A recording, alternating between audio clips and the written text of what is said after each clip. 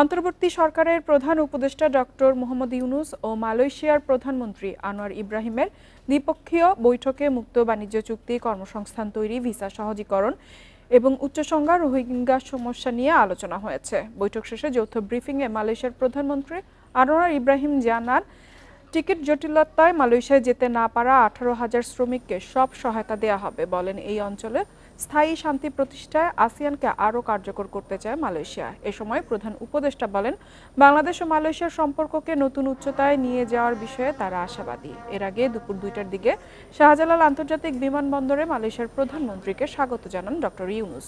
এ সময় আনোয়ার ইব্রাহিমকে দেওয়া হয় গার্ড অব অনার। পরে বঙ্গভবনের রাষ্ট্রপতি মোহাম্মদ শাহাবুদ্দিনের সঙ্গে সাক্ষাৎ করেন আনোয়ার ইব্রাহিম। সংক্ষিপ্ত সফর শেষে সন্ধ্যা 6টায় তার ঢাকা ত্যাগ করার কথা রয়েছে।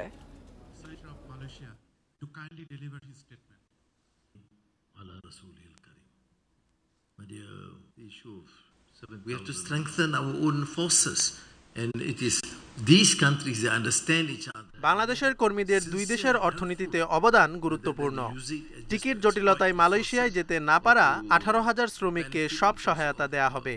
এই অঞ্চলকে শান্তিপূর্ণ দেখতে আসিয়ানকে আরও কার্যকর করতে চায় Malaysia. I believe Bangladeshi workers to both economies. I believe মুক্ত বাণিজ্য চুক্তি, কর্মসংস্থান তৈরি, ভিসা সহজীকরণ নিয়ে মালয়েশিয়ার প্রধানমন্ত্রীর সঙ্গে আলোচনা হয়েছে। বাংলাদেশ মালয়েশিয়া বাংলাদেশ যৌথ সম্পর্ক নতুন উচ্চতায় নিয়ে যেতে চায়।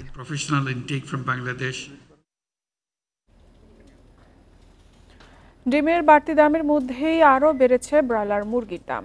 রাজধানীর কারওয়ান বাজারে সপ্তাহের ব্যবধানে 20 টাকা বেড়ে ব্রয়লারের কেজি বিক্রি হচ্ছে 200 টাকায়, আর 80 টাকার নিচে পাওয়া যাচ্ছে না কোনো সবজি। বাজার নিয়ন্ত্রণে গত 15 সেপ্টেম্বর মুরগি ও ডিমের দাম বেঁধে দেয় সরকার। তবে 3 সপ্তাহ হতে চললেও কোথাও মানা হচ্ছে না সেই দাম। সপ্তাহের ব্যবধানে 20 টাকা বেড়ে ব্রয়লার মুরগির কেজি বিক্রি হচ্ছে 200 টাকায়, আর সোনালী মুরগির কেজি 270 টাকায়। ক্রেতারা বাজারে গিয়ে পড়ছেন দাম নিয়ে নৈরাজ্যের মুখে। অনেক দোকানে নেই মূল্য তালিকাও। দাম বাড়ার পেছনে সরবরাহ সংকটকে দুষছেন বিক্রেতারা। আজকে 195 করে বেচতেছি 200-210 টাকা। তালিকা দিলে কাস্টমার দাম দেখে চলে যায়, 200 টাকা হঠাৎ করে বাইরে গেছে। তো গত সপ্তাহেও ফার্মের মুরগির ডিমের ডজন 160 টাকায় বিক্রি হলেও এখন গুনতে হচ্ছে 165 থেকে 170 টাকা। পাড়া মহল্লায় বিক্রি হচ্ছে 180 টাকাতেও। গত এক সপ্তাহ ধরে এরকমই দাম। সামনে সপ্তাহে কমবো কিনা এটা বলা যায় না। কিছু কিছু পণ্যের দাম বেড়েছে, কিছু কিছু কমেছে, কমলে আবার পরক্ষণে বেড়ে যাচ্ছে। কোনো জিনিসের দাম কম না, আগে যা ছিল এখনো তাই আছে। আসলে কি ওই যে না পাটা পুতায় ঘষাঘষি মরিচে জান শেষ, আমাদের জান শেষ আর কি। সরবরাহ সংকট দেখানো হচ্ছে সবজির বাজারেও। 60 টাকা কেজির নিচে মিলছে না কোনো সবজি। বেগুনের কেজি 100 থেকে 140 টাকা, কাঁচামরিচের কেজি বিক্রি হচ্ছে 320 টাকায়। 100 গ্রাম ধনেপাতা কিনতে গুনতে হচ্ছে 60 টাকা পর্যন্ত। Amirul Islam, independent News, Dhaka. এদিকে দেশের বাজারে বিভিন্ন সপ্তাহের ব্যবধানে বেড়েছে ডিম, মুরগি, সবজি ও কাঁচামরিচের দাম। বিক্রেতারা বলছেন, বন্যার কারণে বেড়েছে সবজির দাম। যোগান কমের অজুহাতে ডিম ও মুরগির দামও বাড়তি। তবে ক্রেতাদের অভিযোগ, ব্যবসায়ীরা সিন্ডিকেট করে দাম বাড়িয়েছেন। যোগান কম থাকার অজুহাতে চট্টগ্রামের বাজারগুলোতে বেড়েছে সবজির দাম। 20 টাকা বেড়ে বেগুনের কেজি উঠেছে 120 টাকায়, 10 টাকা বেড়ে বরবটির কেজি 160 টাকা, আর শশার কেজি উঠেছে 100 টাকা। বাজারে গেলে ওরা বলছে তরকারি সংগ্রহ কম, তার কারণে দাম বেশি। আমাদের বেশি দাম দিয়ে কিনে আনতে হয়, সেই জন্য দামটা আমরা বেশি বিক্রি করতেছি। রাজশাহীতে 10 টাকা বেড়ে পটলের কেজি এখন 40 টাকা, করলার কেজি 80 টাকা।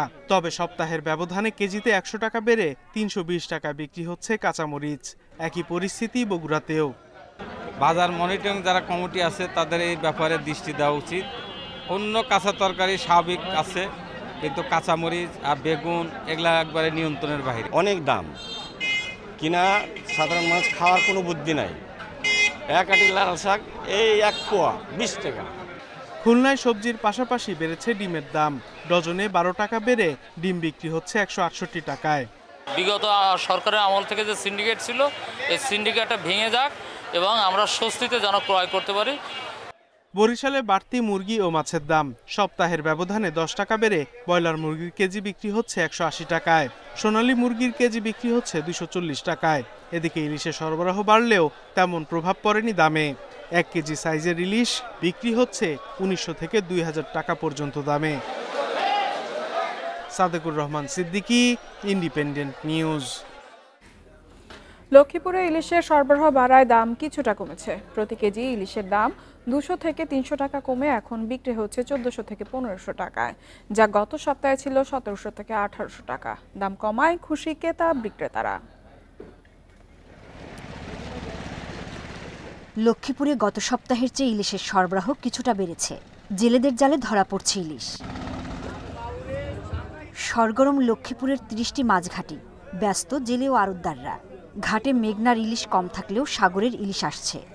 গত বছরের চেয়ে এই বছর তুলনামূলক মাছ অনেক কম।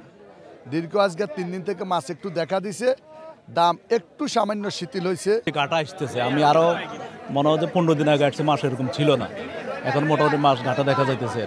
1 কেজি ওজনের ইলিশ বিক্রি হচ্ছে 1400 থেকে 1500 টাকা, যা 1 সপ্তাহ আগে ছিল 1700 টাকা। আর 1 কেজির কম ওজনের ইলিশ বিক্রি হচ্ছে 1000 থেকে 1200 টাকায়। দাম নিয়ন্ত্রণে রাখতে বাজার মনিটরিংয়ের দাবি জানিয়েছেন ক্রেতা বিক্রেতারা। কিছু মাছ পাওয়া যাইতেছে, জেলেরা পাইতে আছে, রেটও অনেক কমছে আগের তুলনায়। আগে ছিল কেজি 2000 টাকা, এখন কেজি 1500 টাকা। বড় 1 কেজি যেগুলো আর জাটকা যেগুলো 4 কেজি 4টা কেজি এগুলো ছিল 600 টাকা, এখন 500 টাকা পাওয়া যাচ্ছে। মৎস্য কর্মকর্তা জানান, নদীতে পানি বাড়ায় মেঘনায় ইলিশ ধরা পড়ছে। ইলিশ মাছটা হলো আমাদের সাগর মাছ। এটা সাধারণত নদীতে যখন আপনার স্রোত হবে, পানি বাড়বে, তখন মাছগুলো উজানের দিকে উঠে আসে, তখনই কিন্তু মাছগুলো ধরা পড়ে। এখন সাধারণত বর্ষাকালে ইলিশ মাছটা ধরা পড়ে, সেই হিসাবে আমরা মনে করি যে বর্ষাকালটা ইলিশ মাছের জন্য মৌসুম। এবার লক্ষ্মীপুরে ইলিশ উৎপাদনের লক্ষ্যমাত্রা নির্ধারণ করা হয় 28,500 মেট্রিক টন। Independent news. দেশে উৎপাদনে থাকা গ্যাস ক্ষেত্রগুলোর মজুদ শেষ হতে পারে 2031 সাল নাগাদ। এ অবস্থায় নতুন কূপ খননে জোর না দিলে এলএনজি আমদানি নির্ভরতা বাড়বে। এতে জ্বালানি নিরাপত্তা আরও ঝুঁকিতে পড়বে এমন আশঙ্কা বিশ্লেষকদের। যদিও পেট্রোবাংলার দাবি 50 কূপ খননের মাধ্যমে 2 বছরে জাতীয় গ্রিডে যুক্ত হবে 60 কোটি ঘনফুট গ্যাস। দেশে দৈনিক গ্যাসের চাহিদা যখন 400 কোটি ঘনফুট, তখন মিলছে 250 কোটি ঘনফুটের মতো। জ্বালানি খাতের বেহাল দশায় ক্ষতিগ্রস্ত হচ্ছে শিল্পের উৎপাদন। এজন্য ব্যবসায়ীরা দুষছেন বিদায়ী সরকারের অদূরদর্শিতা ও স্বেচ্ছাচারিতাকে। এই যে গ্যাসের সংকট, তাহলে ওনাদের পরিকল্পনাটা কোথায় ছিল? ওনারা কী ধরনের প্ল্যানিং করছে? ওনারা তো আমাদেরকে নিয়ে চিনিবিনি খেলছে। একটা ইন্ডাস্ট্রিয়াল সেক্টর, এখানে আপনি এত মস্কারা করলে তো হবে না। আপনাকে সময় মতো আমাদেরকে গ্যাস দিতে হবে। আমরা কি গ্যাসের জন্য পে করি না? জ্বালানি বিভাগের তথ্যমতে গত 1.5 দশক বছরে গড়ে 2টি অনুসন্ধান কূপও খনন হয়নি। ফলে 2017 সালে গ্যাসের মাস্টার প্ল্যানে এলএনজি আমদানি প্রাধান্য পায়। বিশেষজ্ঞরা বলছেন, নিজস্ব গ্যাস অনুসন্ধানে দীর্ঘদিনের উদাসীনতার নেতিবাচক প্রভাব পড়েছে অর্থনীতিতে। গ্যাস সেক্টরের সবচেয়ে বড় দুর্বলতা হচ্ছে গতি, ধীর গতি। এই ধীর গতির ফলে যে পরিকল্পনা করা হয় সেটা বাস্তবায়নে যেটা 2 বছরের সময় দেওয়া হয়, সেটা লেগে যায় 4-5 বছর। সুতরাং এর থেকে বার হয়ে যদি না আসতে পারি এই ধীর গতির ব্যবস্থাপনা থেকে, তাহলে আমাদের এই গ্যাসের সমস্যার সমাধান হবে না। দেশের 29 গ্যাস ক্ষেত্রের মধ্যে উৎপাদনে আছে 20টি, যেগুলোর মজুদ 7.32 TCF। বাড়তি গ্যাস পেতে 2023 সালে পেট্রোবাংলা অনুসন্ধান উন্নয়ন সহ মোট 50টি কূপ খননের উদ্যোগ নেয়, যার মধ্যে 15টি খনন শেষ হয়েছে। 35 কূপের 18টি খনন করবে রাষ্ট্রীয় প্রতিষ্ঠান বাপেক্স। বাকিগুলোতে বিদেশি ঠিকাদার নিয়োগ হবে উন্মুক্ত দরপত্রে। আমরা 14টি কূপ খনন করে যে সাকসেস রেট পেয়েছি, আমরা আশা করছি যে এই হারে যদি আমাদের সাকসেস থাকে তাহলে আমরা 600-র কাছাকাছি চলে যাব। কোনো কূপে যদি অভূতপূর্ব পরিমাণ বেশি পাই তাহলে এটা ক্রস করতে পারে। জ্বালানি খাতের মহাপরিকল্পনায় দেখা যায় 2030-31 অর্থবছর গ্যাস ক্ষেত্রের বিদ্যমান কূপগুলোর উত্তোলন নামতে পারে 70 কোটি ঘনফুটে। তখন দৈনিক গ্যাসের চাহিদা থাকবে প্রায় 500 কোটি ঘনফুট। Hari Saha, Independent News, Dhaka. রংপুরে তিস্তার ভাঙনের কবলে নদী পাড়ের 3 উপজেলার 10 গ্রামের প্রায় 20,000 মানুষ। ভাঙনে ক্ষতিগ্রস্ত হয়েছে ঘরবাড়ি, রাস্তাঘাট, ফসলি জমি। সব হারিয়ে নিঃস্ব মানুষের আশ্রয় নিয়েছে সড়ক ও উঁচু জায়গায়। তিস্তা নদীর পানি কমছে, তবে বিপদ কাটেনি নদীপাড়ের মানুষের। নতুন করে ভাঙনের সর্বস্ব হারাচ্ছেন তারা। আশ্রয় নিয়েছেন স্কুল, সড়ক ও উঁচু জায়গায়। নদীতে বিলীন হয়েছে 20টি পরিবারের ঘরবাড়ি এবং 250 হেক্টর জমির ফসল। গুরুত্বপূর্ণ শঙ্করদাহ সড়কের 4 কিলোমিটারের 3 কিলোমিটারই ভাঙনে বিলীন। এছাড়া ভাঙনের মুখে নিজপাড়া, গদাই, পাঞ্জরভাঙা গ্রাম ও তিস্তা মহিপুর ব্রিজ সড়ক।